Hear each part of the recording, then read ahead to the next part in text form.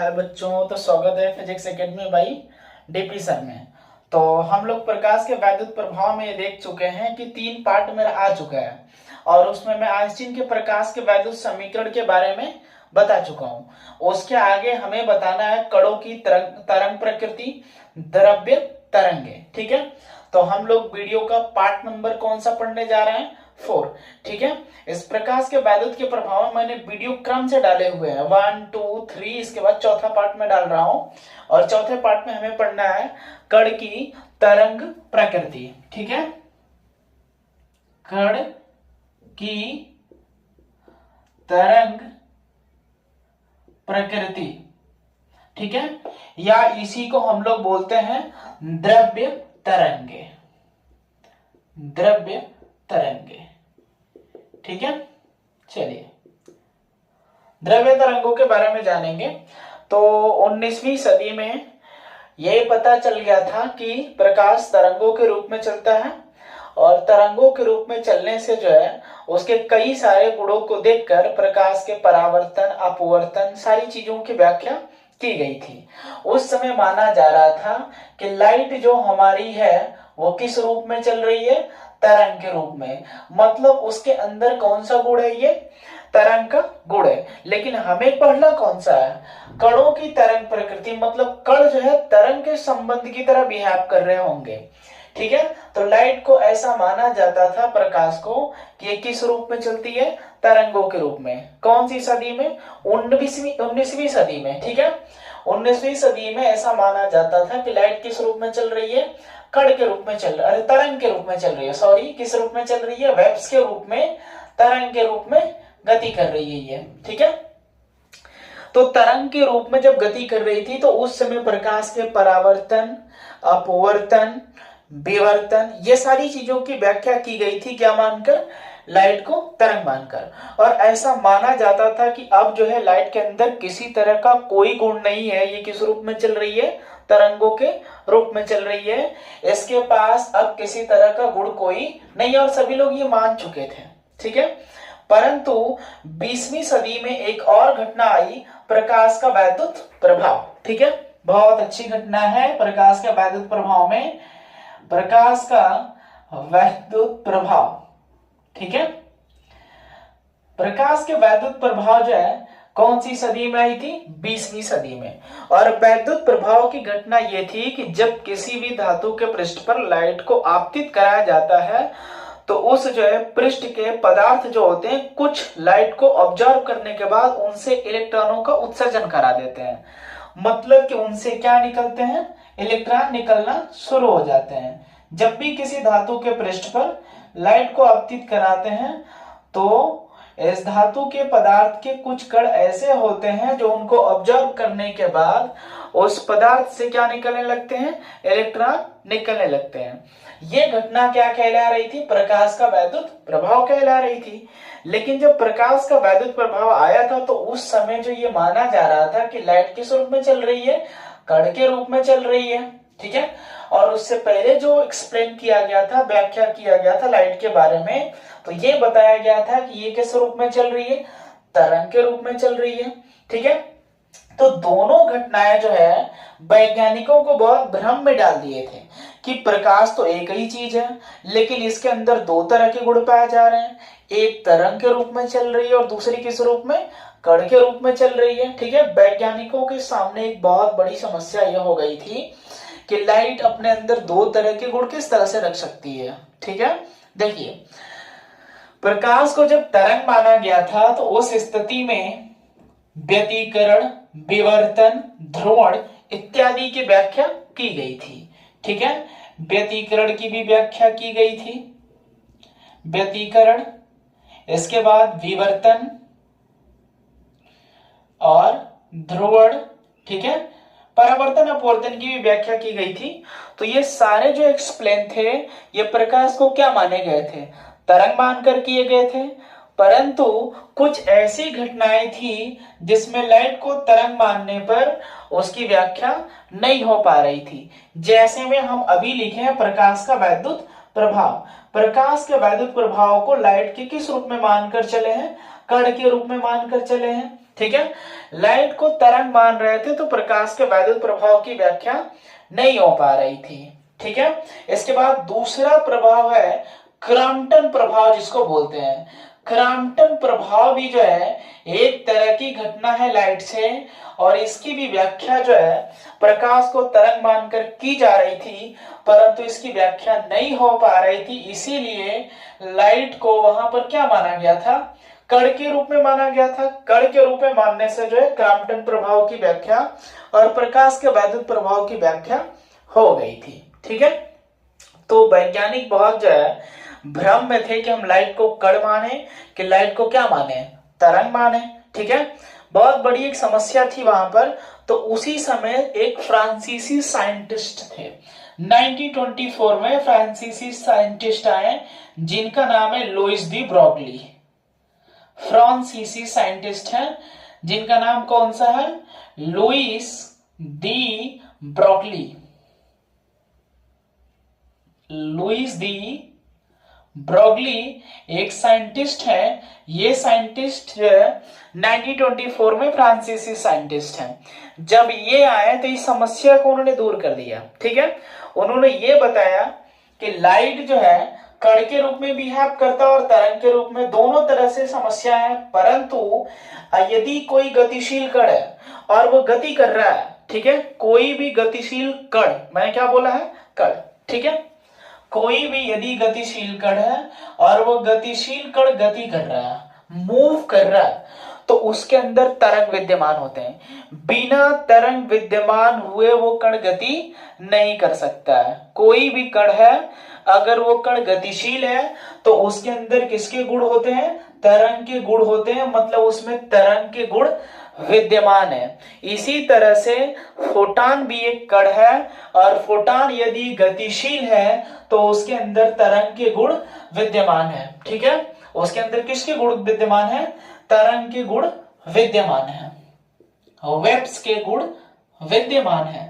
तो ब्रोगली के अनुसार यह बताया गया कि यदि कोई भी गतिशील कण, जैसे में इलेक्ट्रॉन, फोटॉन, इलेक्ट्रॉन, फोटॉन, यदि कोई भी कण जो है गतिशील अवस्था में है तो जब वो गति करता है तो उसके अंदर किसके गुण विद्यमान होते हैं, तरंग के गुण विद्यमान होते हैं। अर्थात इनके द्वारा जो उत्पन्न तरंगे होती हैं उन तरंगों को कौन सी तरंगे बोलते हैं, द्रव्य तरंगे। ठीक है, तो द्रव्य तरंगे कौन सी तरंगे होती हैं जान लेंगे। ठीक है, यदि कोई भी कण गतिशील अवस्था में है, गति कर रहा है, तो उनके अंदर किसके गुण विद्यमान होते हैं, तरंग के गुण विद्यमान होते हैं। अर्थात उनसे निकलने वाली जो तरंगे होती हैं उन तरंगों को कौन सी तरंगे बोलते हैं, द्रव्य तरंगे बोलते हैं। ठीक है, तो इलेक्ट्रॉन भी है, गति कर रहा है, तो उसके अंदर कौन सी तरंगे, द्रव्य तरंगे। फोटॉन भी गति कर रहा है तो उसके अंदर कौन सी तरंग के गुण, तरंग के गुण विद्यमान है, मतलब कौन सी तरंगे, द्रव्य तरंगे। ठीक है, तो लुईस दी ब्रोगली जब आए थे तो इस जो समस्या को उन्होंने हल कर दिया, और समस्या को हल करने के बाद उन्होंने कुछ समीकरण भी दिए हैं, कुछ अपना जो ये नियम दिए हैं, उसी नियम को हम लोग समझेंगे। ठीक है, तो फोटॉन के लिए हम लोग ब्रोगली का तरंगदैर्घ्य का समीकरण पढ़ेंगे कि ब्रोगली का समीकरण क्या है। ठीक है, चलिए ब्रोगली के तरंग का समीकरण। ब्रोगली, लुईस दी ब्रोगली एक साइंटिस्ट है, कहां के, फ्रांस के, और कितने में आए, 1924 में, 1924 में। तो हम लोग पढ़ेंगे दी ब्रोगली के तरंगदैर्घ्य का व्यंजक सूत्र। ठीक है, लुईस दी ब्रोगली के अनुसार कोई भी कण यदि गतिशील अवस्था में है तो उसके अंदर किसके गुण विद्यमान होते हैं, तरंग के गुण विद्यमान होते हैं। अर्थात उन तरंगों को कौन सी तरंगे बोलते हैं, द्रव्य तरंगे बोलते हैं। ठीक है, अब द्रव्य तरंगों से संबंध में हमें तरंगदैर्घ्य के बारे में समझना है लुईस दी ब्रोगली के अनुसार। तो लुईस दी ब्रोगली के अनुसार प्लांक का क्वांटम सिद्धांत आया था कण के लिए। ठीक है, तो हम मान लेते हैं कि यदि फोटॉन, फोटॉन का मतलब क्या है, कोई कण, ठीक है, कि आवृत्ति न्यू हो तो जब इसकी फ्रीक्वेंसी न्यू हुई थी, प्लांक के क्वांटम सिद्धांत से हम क्या लिख सकते हैं? प्लांक के क्वांटम सिद्धांत से, ठीक है, E बराबर कितना लिख सकते हैं? h new. ये फोटॉन की खुद की क्या होती है? ऊर्जा होती है। फोटॉन एक तरह का क्या है? कण है। जब वो गतिशील अवस्था में रहेगा तो किस रूप में बिहेव करेगा? तरंग के रूप में। इक्वेशन नंबर कितना हो गया? 1 हो गया। ठीक है, अब हम जानते हैं कि फोटॉन है, गति कर रहा है, कण है, तो उसके अंदर क्या उपस्थित होंगे? द्रव्यमान उपस्थित होंगे। ठीक है, तो मान लेंगे कि यदि फोटॉन का द्रव्यमान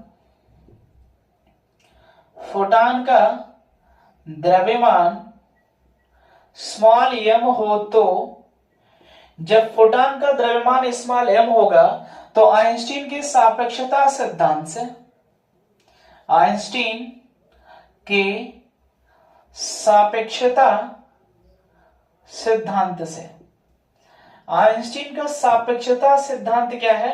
E बराबर mc स्क्वायर। समीकरण नंबर कितना हो गया?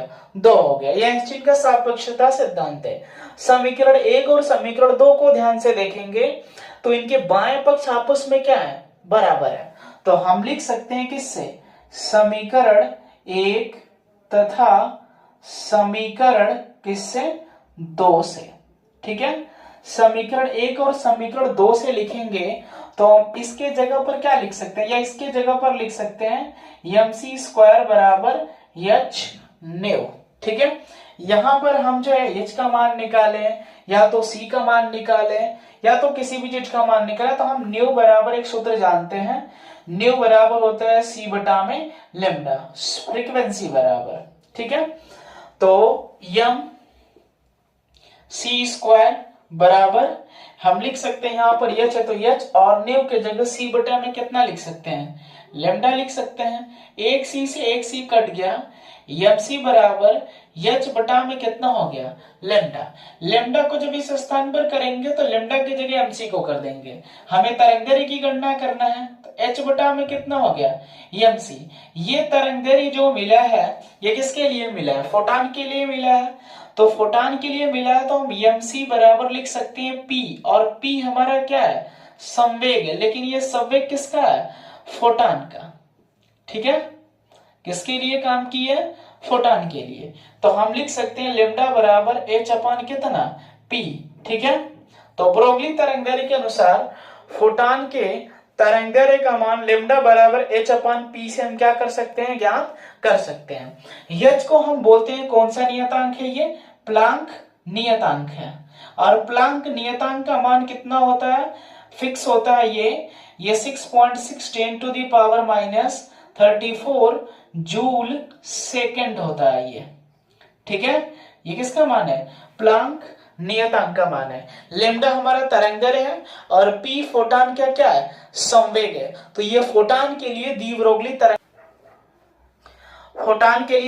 तरंगदैर्घ्य का ये समीकरण है। लेमडा बराबर h अपान p, और h को बोलते हैं प्लांक नियतांक, 10 टू द पावर कितना है? -34 जूल सेकेंड है। ठीक है, इसके बाद हम लोगों को पढ़ना है ये यहाँ पर अगला कि फोटॉन के अलावा यदि कोई कण हो जाए तो उस स्थिति में हम लोग जो है ब्रोगली के समीकरण के अनुसार उसे कैसे ज्ञात कर सकते हैं। ठीक है, तो फोटॉन के अलावा यदि कोई इलेक्ट्रॉन हो जाए या कोई कण हो जाए तो उस स्थिति में हम ब्रोगली तरंगदैर्घ्य के लिए व्यंजक किस तरह से प्राप्त करेंगे, और वहां पर तरंगदैर्घ्य हमारा कितना होगा, इसको हम लोग थोड़ा सा समझेंगे। तो ये आप कहीं ना कहीं इसको स्क्रीनशॉट ले लीजिएगा, और स्क्रीनशॉट लेने के बाद जो है हम इसको अब मिटा देंगे। ठीक है, चलिए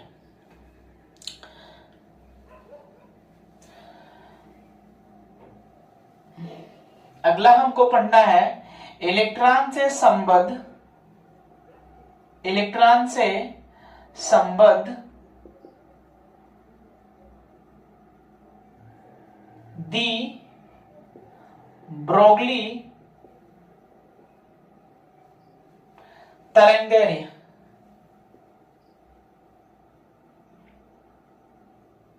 का समीकरण। ठीक है, इलेक्ट्रॉन से संबंधित डी ब्रोगली तरंगदैर्घ्य का समीकरण हम लोग पढ़ेंगे।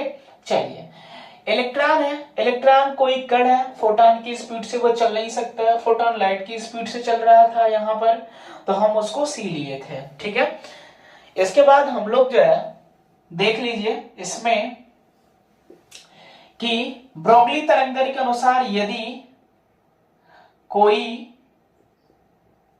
कण का वेग भी तथा द्रव्यमान स्मॉल m हो तो उस स्थिति में संवेग निकालेंगे तो P बराबर कितना हो जाएगा, m इंटू v। संवेग जो होता है ये द्रव्यमान और वेग का गुणनफल होता है, जिसे हम क्या बोलते हैं, संवेग बोलते हैं। अगर ये लाइट की स्पीड से चलता तो यहाँ c लिखते हैं। ठीक है, लाइट की स्पीड से नहीं चल रहा है, किसी न किसी स्पीड से चल रहा होगा, लाइट की स्पीड से कम होगा, तो हम इसे क्या लिखे हुए हैं, v लिखे हुए हैं। ठीक है, चलिए, तो हम यहाँ पर जो mc लिखे हुए हैं, c के जगह v, तो p के जगह m इंटू v लिख सकते हैं यहाँ पर। तो उस समय लेमडा बराबर कितना हो जाएगा, h अपान m इंटू v हो गया। ये तरंगदैर्घ्य हमें मिल गया। अब हम जानते हैं कि इलेक्ट्रॉन जो है गति कर रहा है, तो गति कर रहा होगा तो उसमें कौन सी एनर्जी उत्पन्न होगी, काइनेटिक एनर्जी, जिसको बोलते हैं कौन सी ऊर्जा, गतिज ऊर्जा उत्पन्न होगी। ठीक है, तो हम लिख सकते हैं कि यदि इलेक्ट्रॉन का वेग भी हो तो गतिज ऊर्जा और गतिज ऊर्जा के बराबर कितना होता है, 1/2 m v स्क्वायर। इसका इधर मल्टीप्लाई कर देंगे तो 2 के बराबर m v स्क्वायर। ठीक है, यम हमारा किस रूप में, गुणा के रूप में, इधर कर देंगे तो किस रूप में हो जाएगा, भाग के रूप में, बराबर कितना, v स्क्वायर। हमें सिर्फ वेलोसिटी चाहिए तो भाग, अरे वर्गमूल निकाल देंगे तो v बराबर लिख सकते हैं करड़ी में 2k बटा में यम। ये हमारी क्या हो गई, वेलोसिटी हो गई। और जब वेग का मान मिल गया तो हम उठाकर यहाँ पर रख देंगे तो हमें तरंगदैर्घ्य भी ज्ञात हो जाएगा। और वो किस रूप में ज्ञात होगा, काइनेटिक एनर्जी के रूप में तरंगदैर्घ्य हमें मिल जाएगा। ठीक है, चलिए, तो मान को हम लोग रख लेते हैं। यहाँ पर मान को रखेंगे तो लेमडा बराबर h बटा में m लिखा हुआ है, v के जगह लिख सकते हैं 2k बटा में m। ये m हमारा रूट से बाहर है, जब इसको रूट के अंदर ले जाएंगे तो ये m स्क्वायर हो जाएगा। ठीक है, m स्क्वायर होने का मतलब फिर से रूट से बाहर निकालेंगे तो कितना हो जाएगा, m हो जाएगा। तो h बटा में करड़ी में 2k m स्क्वायर बटा में कितना m, एक m से एक m कैंसिल हो गया, तो लेमडा बराबर h अपान करड़ी में 2k m हो गया। ये तरंगदैर्घ्य हमें किस रूप में मिला है, काइनेटिक एनर्जी के रूप में, किस रूप में, गतिज ऊर्जा के रूप में। ये हमें तरंगदैर्घ्य वेलोसिटी के रूप में मिला है, किस रूप में, v के रूप में, और ये किसमें, काइनेटिक एनर्जी के रूप में। ठीक है, चलिए आगे भी पॉइंट देखते हैं। अभी इसमें मान लेते हैं कि यदि इलेक्ट्रॉन को v वोल्ट पर त्वरित किया जाए, त्वरित करने का मतलब कि कोई न कोई वेग प्रदान किया जाए, त्वरित किया जाए, तो उस समय काइनेटिक एनर्जी के बराबर कितना हो जाएगा, E इंटू v हो जाएगा। किसको त्वरित कर रहे हैं, इलेक्ट्रॉन को। तो k के जगह पर हम E इंटू क्या लिख सकते हैं, v लिख सकते हैं। v हमारा क्या है, विभवांतर v वोल्ट से त्वरित कर रहे हैं, तो उस स्थिति में लेमडा बराबर कितना लिख सकते हैं, यहां पर देखिए h करड़ी में 2, k के जगह क्या लिख सकते हैं, E v, और क्या लिख सकते हैं, m लिख सकते हैं। ये उस स्थिति में हमारा तरंगदैर्घ्य है जब हम जो है v वोल्ट से इसको क्या कर रहे हो, त्वरित कर रहे हो। तो उस स्थिति में काइनेटिक एनर्जी k बराबर E इंटू कितना होती है, v होती है। चलिए अब हम जानते हैं कि इलेक्ट्रॉन पर चार्ज हमें पता है, प्लांक नियतांक के बारे में मैं बता चुका हूं, 10⁻⁻34 जूल सेकेंड। 2 है तो 2 रख लेंगे। इलेक्ट्रॉन पर चार्ज 1.6 10⁻⁻19 होता है। विभवांतर को छोड़ देंगे। द्रव्यमान किसका लेना है, इलेक्ट्रॉन का, तो 9.1 × 10⁻⁻⁻ 31, ठीक है, किलोग्राम, छोड़ देंगे किलोग्राम को। इस कैलकुलेशन को हल करेंगे तो कुल मिलाकर रूट में आ जाएगा 150 बटा में भी, और ये किस में रहेगा, मीटर में। तो मीटर में आएगा तो इसको एंगस्ट्रॉम में बदल लेंगे क्योंकि तरंगदैर्घ्य है, तो मीटर में आएगा तो ये 10 टू दी पावर कितना हो जाएगा, -10 मीटर हो जाएगा, ये इस रूप में आएगा। ठीक, जब इसको कैलकुलेट करेंगे, हल करेंगे तो लेमडा बराबर 150 बटा में भी रूट में, और ये 10 टू दी पावर -10, 1 मीटर में कितना एंगस्ट्रॉम, 10 की पावर 10 एंगस्ट्रॉम। ये खत्म हो जाएंगे यहां से तो एंगस्ट्रॉम हो जाएगा, और इसको रूट से बाहर निकालेंगे तो 12.27 करड़ी में कितना हो गया, भी, ठीक है, और भी, ये भी है, और ये एंगस्ट्रॉम हो गया। ये तरंगदैर्घ्य किसके लिए, इलेक्ट्रॉन से संबंधित तरंगदैर्घ्य। इलेक्ट्रॉन की जगह कोई कण भी हो सकता है, ठीक है, जब उसको v वोल्ट से त्वरित किया जाए, तो जब कोई कण होगा तो उस कण का द्रव्यमान लिखेंगे, उस पर चार्ज जितना होगा वो लिखेंगे, बाकी सब चीजें सेम रहेगी, तो उसके तरंगदैर्घ्य को आसानी से ज्ञात कर लेंगे। लेकिन यदि कोई इलेक्ट्रॉन है तो इलेक्ट्रॉन के लिए ये है, ठीक है, ये कौन सा है, ब्रोगली तरंगदैर्घ्य का समीकरण है, ठीक है। तो ये चैप्टर हमारा जो है नियर अबाउट लगभग खत्म हो गया। मैंने 4 पार्ट इस वीडियो के डाले हुए हैं, चारों पार्ट में